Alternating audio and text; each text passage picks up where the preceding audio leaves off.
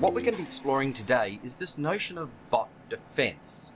But before we start, what I'd like you to do is each introduce yourselves very briefly and why bot defense matters to you. Craig, let's start with you. Yeah, hi, my name's Craig Templeton. I'm the Chief Information Security Officer and also the GM of Tech Platforms at REA Group.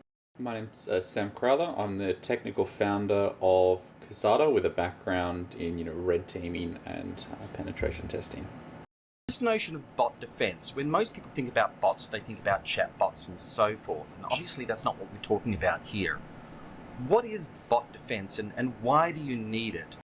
Yeah, so the notion of bots is often slightly misunderstood and is generally boxed by most people when they think about it. To your point, some people associate it with chatbots, some might associate it with explicitly something testing or stealing accounts, when the reality is it's short for robot. It's just anything that's not human performing a task on the internet. And the reason it's such an important problem to think about and solve is it enables almost anyone, a one-man army, so to speak, to achieve scale against you with you being on the back foot consistently. And that's really what automation is about, right? We automate processes internally to optimize our businesses. Attackers optimize externally by automating as well. And that's why it's something that is very critical to think about. In terms of, what we were looking to address, bots aren't new. They've been around for years. They usually pop up on the radar when they've been used for credential stuffing attacks.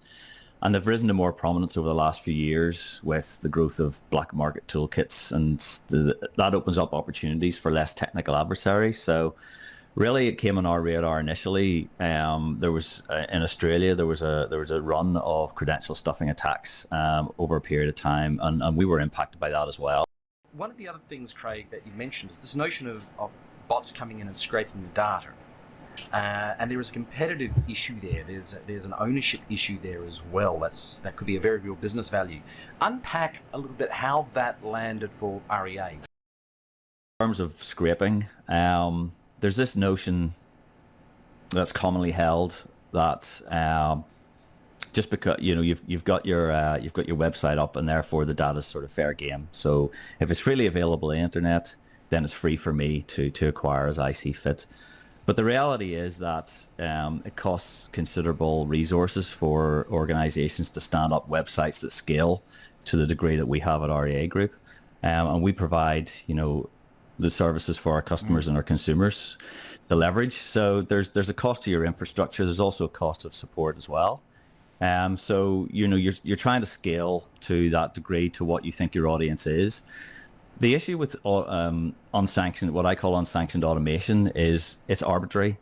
So there's no agreement that's been entered into, and when somebody decides to hit you hard with a bot, effectively your infrastructure is now scaling up. That's not free. So there's a cost that's incurred by the organization, and if it goes bad and it goes wrong, then that could actually tip your services over the edge and actually start impacting the services that you're providing. So the fact that you've got people using bots to inspect your data and so forth, you've got one is, let's call it data theft, or at least leeching that part of your business away and creating value for themselves without any come back to you guys. But the other part is it actually has a huge impact on your resilience, on your infrastructure. Is that what I'm hearing? Well, it wouldn't be the first time that an engineer had been called out in the middle of the night because a bot had gone rogue. I mean, here's how I characterize it for you, Joe. Imagine you're having a party and you're a good host. So you decide that you're going to invite 50 of your good friends, and you lay on all the food and drinks. And because you're a good host, you want to make sure they've got a good time. So then your guests turn up to the party, but then another 50 people turn up. And you're thinking, okay, well, I want everybody to have a good time. So you go off back down to the shops and you get some more food and more drink, and then you come back and there's another 50 guests have arrived, and you're thinking, well, I'm a good host. I want everybody to have a good time. So you go off, you go back to the shop, you get more food and more drink. And then when you come back, some of those guests are down in the park selling your food and drink to other people. And then as the night progresses, then at 3 o'clock in the morning, somebody kicks in the door and another 150 people turn up, and that's when it really goes badly wrong for you.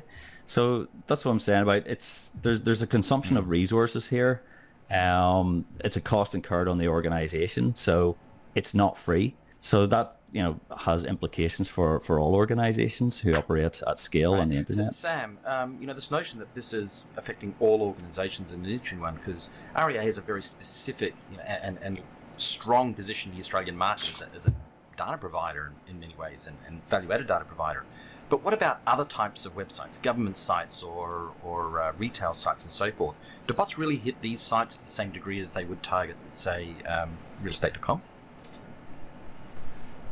Yeah, it's quite surprising how valuable data can be. And I think that's something which is, unanimous across websites in all different verticals, right? Like, think something sports betting. Your odds data, that's actually very, very valuable data if you want to perform betting arbitrage. Online retail, pricing information is really valuable if you want to undercut competitors or understand what their pricing strategy is.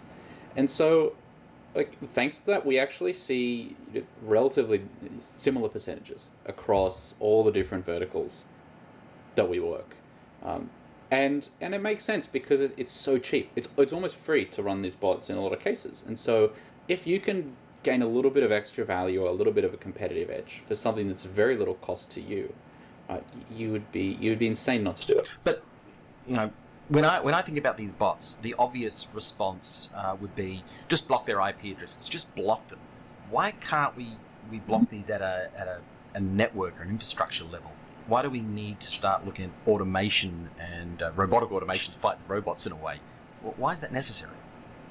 Yeah, as a lot of these tools evolved that enable people to automate, generally for actually internal software development purposes to test software. The ability for them to leverage things like proxy networks has just become second to none. And there's now a plethora of free proxy networks out there, which mean that an IP block no longer works. Right? If you actually look at some of the most popular VPN providers like HoloVPN, as part of that agreement, you're actually agreeing to them reusing your IP as an exit node for their Illuminati network, which is a paid residential proxy network.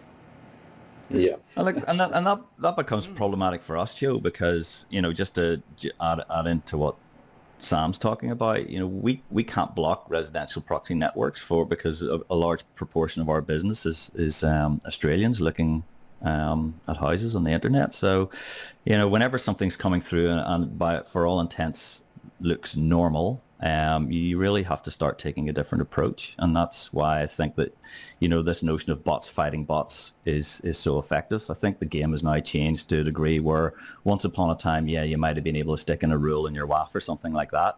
But, it just becomes whack-a-mole very quickly.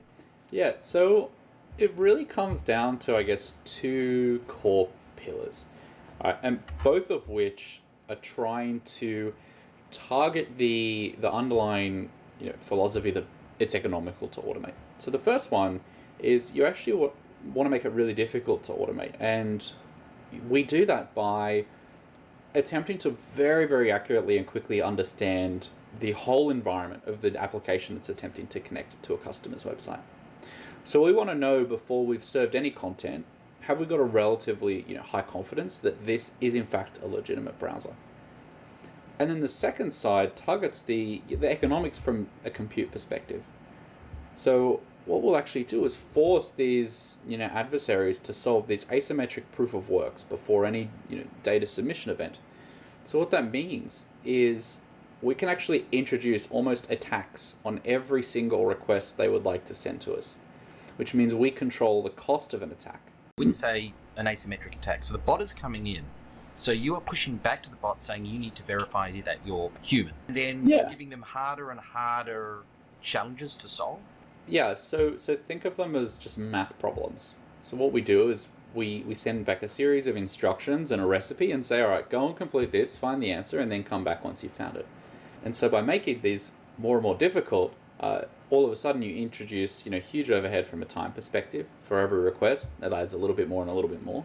And so now your attack that should have taken a few hours to get done and dusted with could take days or weeks. So, and also that's probably pushing computational requirements back on the attackers. So they actually have to work harder, therefore it's more expensive for them. So you're changing that that economics issue. Yes. Right. It's a little bit like putting a bouncer on the front door of the house at your party, what Craig was talking about. So I suppose it's going back to the, when I'm talking about like the infrastructure we stand up isn't free, like there's a cost incurred by us. So we're effectively imposing a reverse cost on someone who wants to acquire that. Right. Okay. In terms of ROI, because obviously one of the challenges with implementing any security type product is you have to show a real benefit. There's either got to be a dramatic reduction in risk profile, or there's got to be an ROI, a direct ROI in terms of operating costs.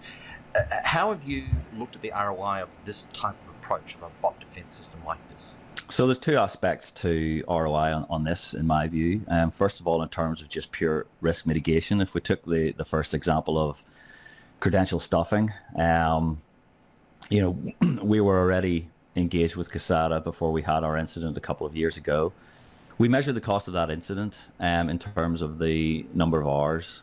We took an average dollar rate. Several months later, we'd subsequently identified another high-risk asset of ours that we wanted to get Kasada in front of, and within 2 weeks of us actually going live and deploying that, we were hit by a tremendously large attack. In fact, it was one of the largest bot attacks that Kasada had ever seen. And it was like it never happened. I mean, in fact, I was on the train coming into Melbourne, and I got a text from Sam, and he just sent me a graph, and he said, somebody had a real go at you last night. I was very grateful that we had. Now, what I was able to then talk to my executive team about was the fact that, we had an incident, we had a mitigation. I basically replayed what the impact of that would have been had, we had in terms of the last incident that we had, because I said, this is what the last one cost us. This one probably would have been similar. So therefore, in terms of, ROI, that pretty much, the incident that never happened paid for Kasada for the next year. What would be the top 3 things you would tell a senior IT executive, a CISO or a CIO, CTO? What would be the 3 top things you'd tell them about this issue of bot defense? Thanks, Joe. So 3 things. Firstly, visibility drives action. So just because you don't know you've got a bot problem doesn't mean it's there. My view would be, if you're on the internet, I can guarantee that you've got a bot problem in some form. So I think getting that visibility, first of all, quantifies the problem for you, and then you can make some decisions from that. Secondly, if you've got a large cloud footprint, look at your costs as bot mitigation. It could actually somewhat offset like that capability in terms of reductions in infrastructure, or certainly more hygiene and cleanliness. I mentioned to you before that once we put Kasada in, we actually got tremendous visibility about what was actually going on in our infrastructure, and we were able to cross-correlate that with other tools that we had. So it can actually augment some of the other monitoring that you've got in place to sort of check that that's okay and that's working properly. And we were certainly able to tune some tools based on the information that we had from Kasada to say, okay, well, we've actually got some defects in other areas. And I think that the third thing I'd say is look for adjacencies like traffic insights and monitoring and correlation. I think my view is bot mitigation tech is as much an enabler for your business as it is risk mitigation. So I think it's one of those things that from a cyber, it may have been born in cyber defense, but I think actually, in the future, it's got a lot of legs in the digital realm as well. So I think that, you can actually, one of these unique tools where you get to do 2 things with one. Wonderful. Well, I'd mostly echo what Craig said. The best starting point is, all right, do we have a problem? So understanding where to look, because again, there's no hope convincing someone to go and investigate, a new tool, or, that you want to invest time in solving a problem that you can't really quantify exists. The second one, which would slightly differ, would be actually trying to understand why someone may be after you. And this sort of, I guess, comes back into helping, figure out whether or not there may be a problem. So, do you hold user accounts that are valuable for someone to get access to? Are you presenting data on the internet that actually has a lot of value to another organization, be that a competitor or just another business? And then finally, to Craig's point, okay, well, how could this be adversely impacting the actual running of my application? Right, we've got a big customer in the sort of hospitality and hotel space, and they were having issues where bots were just scraping so aggressively, the website went down. So these things are very obvious signs, but if you're not looking for the right things, it could very well be blamed on other causes.